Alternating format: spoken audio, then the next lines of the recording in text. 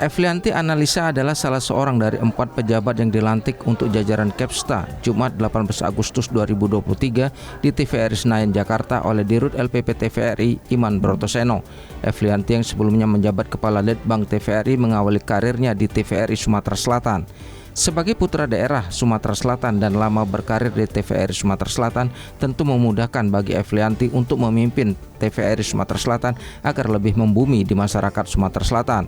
Beragam persoalan mulai dari masalah program, kualitas SDM, dan masalah ketertarikan pemirsa untuk menonton TVRI Sumatera Selatan di era digital tentu membutuhkan seni khusus dalam memimpin TVRI Sumatera Selatan.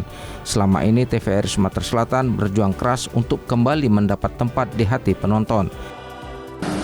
Apa yang sudah diselesaikan dilanjutkan oleh Kepsta sebelumnya terkait dengan program, terkait dengan hubungan dengan stakeholder, khususnya Pemprov atau Gubernur, tetap dilanjutkan. Khusus untuk mungkin di Palembang, hubungan dengan Gubernur cukup baik, ya. Itu harus dilanjutkan. Jadi jangan sampai justru Kepsta yang baru membuat hubungan semakin renggang, ya. Jadi harus terus dilanjutkan. Kemudian media baru juga sudah jalan di Palembang, di Sumsel. Pastinya juga dengan kehadiran Kepsta baru akan jauh lebih bagus lagi.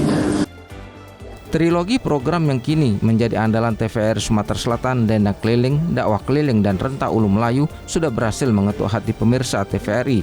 3 program ini diperkuat dengan program lain seperti Kampungku dan siaran berita yang menyajikan live on the spot dari berbagai daerah, kabupaten, kota di Sumatera Selatan.